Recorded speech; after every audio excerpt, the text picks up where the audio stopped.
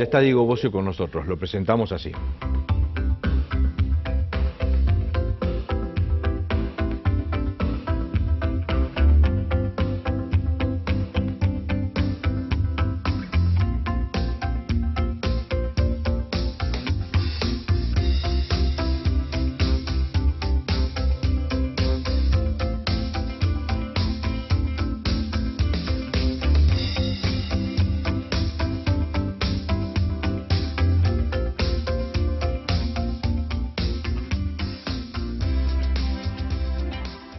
Dijiste, queremos que el peronismo vuelva a enamorar. ¿Cómo va a ser el peronismo para volver a enamorar y presentarse elecciones el año próximo? ¿En qué estás pensando? ¿Un peronismo con Cristina, un peronismo con Massa, un peronismo solo? ¿Cómo es esa fórmula? Primero, muchas gracias por invitarme. La verdad que el peronismo tiene que volver a enamorar para volver a ser una nueva opción en la Argentina. Nosotros hemos perdido una elección, un cachetazo muy fuerte, tanto en la provincia de Buenos Aires como a nivel nacional. Hace unos pocos meses atrás el peronismo gobernaba el 65% del 70% del territorio nacional, hoy gobierna tan solo el 28-30%, fundamentalmente en el norte del país. Hay una nueva generación de gobernadores, Uñac en San Juan, Bordet en Entre Ríos, Pepo en Chaco, Juan Manuel Urtubey, que viene ya de hace varios años, pero es un hombre joven, un dirigente joven dentro del Partido Justicialista, Roxana Bertone en Tierra del Fuego. Y lo que tenemos que plantear es un peronismo que piense primero en el futuro. Digamos, me parece que hay muchos problemas hoy en el presente, pero fundamentalmente hay muchos desafíos futuros que evidentemente implican que le presentemos a la sociedad una opción real, concreta, un programa de gobierno superador a lo que está presentando Macri, un programa de gobierno que tenga claramente una idiosincrasia en la historia, pero que fundamentalmente presente cuestiones innovadoras, y en eso va a ser una tarea muy ardua. Lo hablaba en estos días Sergio Massa, para mí es peronista, y la verdad que a nosotros nos encantaría, como un joven dirigente, lo digo, que Massa vuelva a discutir en el marco del peronismo. Él optó por armar una fuerza política, o no le quedó otra, viendo lo que ocurrió en el año 2013, pero la verdad nadie puede dejar de decir que no es peronista. Sergio Massa, Florencio Randazzo, Juan Manuel Urtubey, los gobernadores jóvenes, figuras como De la Sota, como Miguel Ángel Pichetto, el propio José Luis Gioja, que naturalmente en algún punto está pensando en darle oportunidad a las nuevas generaciones. Me parece que hay un ámbito para despacito ir construyendo todo eso. No es fácil, no es sencillo, es una tarea muy compleja, porque hay un punto inicial en donde arrancamos la charla, perdimos, y cuando el peronismo pierde, la situación es muy compleja, ¿no? No la mencionás a Cristina Kirchner. ¿Qué lugar tiene en ese peronismo que vos imaginás? Nosotros estamos pensando en el futuro, independientemente del respeto que implica un expresidente y la tarea que ha hecho y el reconocimiento a cosas buenas y quizás muchas cosas que evidentemente a muchos no le han gustado, o particularmente algunas objeciones que puede tener cada uno de que forme parte del peronismo, pero nosotros estamos pensando en el futuro. ¿Y eso implica con Cristina en el futuro o sin Cristina? No, nosotros estamos fundamentalmente pensando en Urtubey, en Massa, en los gobernadores. Sos claro, es eso. Seguí sin mencionarla. Esta semana se conoció el incremento en la dieta de los legisladores del 47%. Quería consultarte si estás de acuerdo con esa suba. Marcela, no es una cuestión si estás de acuerdo o no estás de acuerdo, porque evidentemente tendríamos que discutir si estamos de acuerdo o no con el salario de un ministro, de un presidente, de un juez de la Corte, de un juez camarista, de un juez de primera instancia, de un legislador nacional o provincial. Me parece que hay que discutir esto de manera mucho más madura en la Argentina, hay que discutir el rol de la política, hay que entender los roles constitucionales que tienen los diferentes poderes del Estado. Yo entiendo y escuchaba recientemente las apreciaciones, entiendo el enojo de gran parte de la sociedad, porque la verdad que está viviendo un momento muy complicado y muy complejo. Ahora bien, en la medida que este tipo de situaciones se han repetido, yo he repasado un poquito con cuando ocurrió en otras oportunidades, y siempre destapa el mismo tipo de polémicas. Creo que en algún momento hay que discutir ese tipo de cosas. ¿Cómo ¿no? se justifica una suba del 47% cuando en el acumulado del año, incluso las peores estimaciones de privados hablan de una inflación del 38%, no toca el 40%? Te soy absolutamente franco, cuando consulté por qué el incremento, cuando lo vi en el incremento de sueldo en la cuenta bancaria, me dieron una explicación técnica que en los últimos 3-4 años no se habían actualizado 2 o 3 ítems de básicamente de los ingresos de los legisladores. Esa es la explicación que dieron las autoridades administrativas de la Cámara.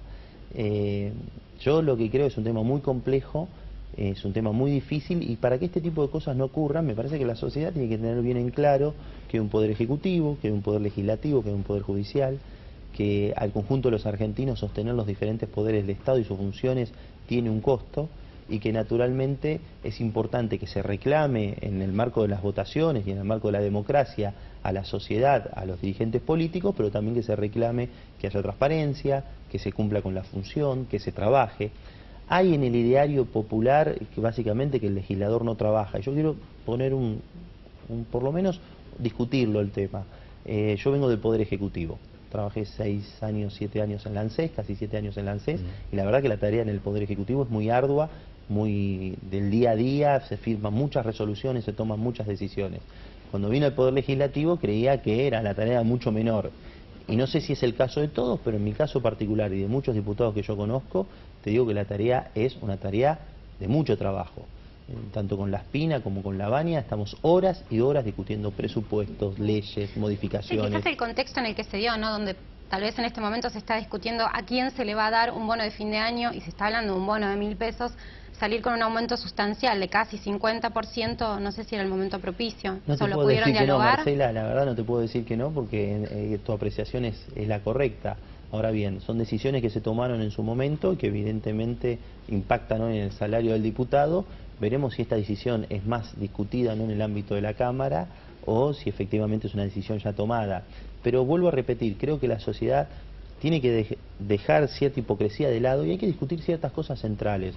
Los ingresos de los funcionarios, la rendición de cuentas de los funcionarios, cómo vamos a sostener el Estado, cómo deben ser equiparar los sueldos de los distintos niveles del Estado, por qué los jueces no pagan ganancias. Son cosas que tenemos que discutir. El financiamiento de los partidos políticos, el lobby, existe el lobby de las empresas. Bueno, en otros lugares del mundo, Chile, cruzando la cordillera, el lobby está regulado. Y viene una persona a ver un legislador, a un funcionario, y se presenta y dice yo vengo en tal representación de estos intereses. Me parece que son cosas que la sociedad argentina tiene que madurar y seguramente se va a dar el ámbito para eso. Ponerle un número, ¿cuánto cobra un diputado en la mano hoy? Cobraba 64.000 pesos y cobra 89.000. Este es mi caso particular. Puede ser que haya diferencia porque hay diputados del interior que cobran un poco más, otros que cobran un poco menos. Exacto. Diego, volviendo al tema de la gestión legislativa. Y después está ganancias y bueno, claro, descuento. Volviendo al tema de la gestión legislativa, arranca la discusión de presupuesto, hubo acuerdos mínimos de oposición. ¿Qué es lo que reclamó la oposición? ¿Qué es lo que consiguió que se diera el gobierno en la discusión del presupuesto? La verdad que se discutió mucho y está bien que se discuta en el Congreso porque son políticas de Estado. Cuando se discute en el Congreso una política tiene mucha más fuerza. Se discutió en el caso del bloque justicialista más recursos para las provincias. Nuestro bloque es un bloque que tiene una representación federal muy importante, lo sostienen 6-7 gobernadores, con lo cual hemos pedido más recursos para las provincias. Hemos logrado que se financie de manera automática parte de los déficits previsionales, que es una discusión que también tiene que darse en la Argentina. Hay una partida de 14.000 millones de pesos, 8.000 se distribuyen de manera automática entre las 13 provincias, con un indicador, ¿no? Claramente, que no transfirieron sus cajas estatales. ¿Y en los otros 6.000 millones que es discrecionalidad del Poder Ejecutivo? Es en realidad para cubrir los diferentes déficits que tienen las provincias de los convenios que hace entre la provincia y el Poder Ejecutivo. Son convenios de armonización de un convenio que se firmó en el año 97, que en su momento encabezó la firma de la Sota Kirchner de armonización de los déficits previsionales. Un convenio federal.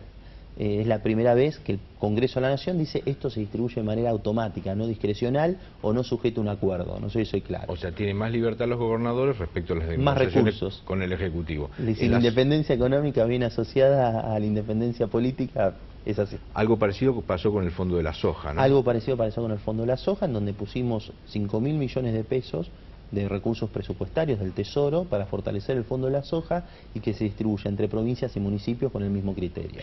Además se pidieron más obras, ¿no? ¿Por qué el Fondo de la Soja? El Fondo de la Soja recauda impuestos de la exportación de la soja y lo reparte. Acá se pone 5.000 millones de afuera. ¿Pero por qué fue una decisión del Poder Ejecutivo que entendía que era la mejor manera de fortalecer un fondo que funcionaba, que tenía un esquema de distribución secundaria de la coparticipación, que contemplaba a los municipios y que tiene una afectación específica, se tienen que hacer obras. O sea que... Entonces es algo que está funcionando, que se fortalece. Y que el Ejecutivo puede controlar que se ejecuten las obras. El Ejecutivo, el Congreso y los tribunales de cuenta de cada una de las provincias. ya tenemos fondos para jubilaciones, el fondo Sojero con 5.000 millones. Para obras. Específicamente para obras. Pero además, ¿hubo más dinero para otras obras? Hubo más dinero para otras obras, tanto debajo de la línea, por encima de la línea.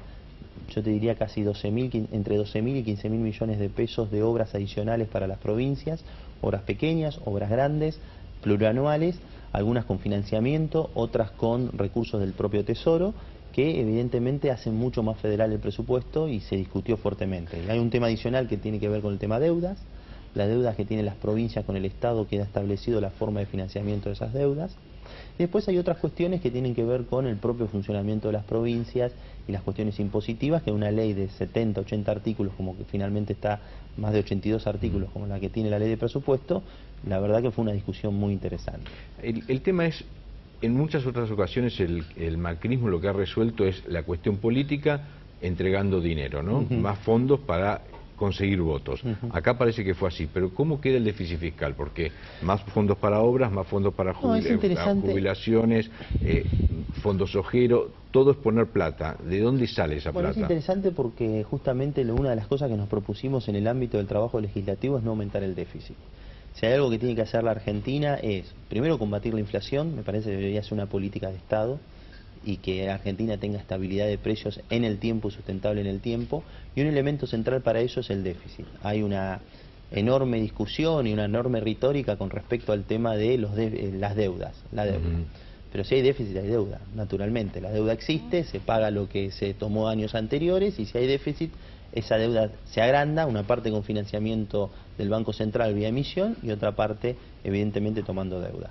Y tiene que haber un sendero de reducción del déficit. Nos pusimos de acuerdo en normas de transparencia presupuestaria, primer punto, que van a mejorar el año que viene, y en segundo punto, que no es un tema menor, y el segundo punto, no aumentar el déficit. Es decir, hubo reestructuraciones por parte del Poder Ejecutivo de distintas partidas y distintas obras, de manera tal de que la incorporación de obras de los gobernadores, o de los gobernadores fundamentalmente del peronismo, no significó un aumento del déficit. O sea que los gobernadores del peronismo se quedaron con la plata de los gobernadores de otros partidos para cerrar el déficit. Hubo discusión política. Me imagino. ¿Vos estás de acuerdo con aumentar? Forma parte de las cosas buenas de la democracia, me parece, sí, de los equilibrios. Pero bueno, también hay que tener en claro que no es que se presenta siempre en esta discusión como que todos ganan, acá alguien perdió. Puede ser, seguramente, o alguien se dio. El presupuesto tiene obras por 240.000 millones de pesos. Estamos hablando de un presupuesto de 2,3 billones de pesos. 2,3 billones. Pasamos a la etapa de los billones en la Argentina. Justamente quería consultarte por esto que decía Marcelo, de algún lado tiene que salir el dinero. ¿Estás de acuerdo con incrementar el nivel de endeudamiento? A ver, si hay déficit, hay más deuda. Entonces yo no voy a ser hipócrita, digamos, no podemos pedir más fondos para el INTA, más fondos para el complejo científico, más fondos para las universidades, más fondos para las provincias y querer reducir el déficit, no sé si soy claro. Acá lo que viene es un sendero de reducción del déficit que evidentemente tiene que llevar muchos años. Estados Unidos hace 12 años tenía 11 puntos del PBI de déficit fiscal. El gobierno de Obama va a entregar un déficit de 2 puntos del PBI. O sea, 12 años, un ajuste fiscal como nunca hubo en la historia de los Estados Unidos, asociado fundamentalmente al gasto militar, que es el gasto más importante, o uno de los más importantes del presupuesto federal de los Estados Unidos. Bueno, acá lo mismo. Hay que plantear un escenario de 10 años con un primer objetivo que tiene que ser la inflación, que tiene que ser política de Estado para fortalecer la moneda, para que efectivamente fortalecer el ingreso de los argentinos, la credibilidad, y el capítulo de déficit fiscal es un capítulo que evidentemente forma parte de ese tema. Nadie quiere endeudarse en el exterior, nadie quiere, sería ideal no tener déficit. Existe, hay inercia de otros presupuestos, el tema es el sendero. Y me parece que es importante que vayamos a un sendero de reducción. Y en eso hubo bastante coincidencia, fundamentalmente con Marco Lavagna y el equipo de Sergio Massa, en donde ponemos límites, incluso límite a la deuda. Diego, muchísimas gracias por esta charla. Seguimos con la letra chica.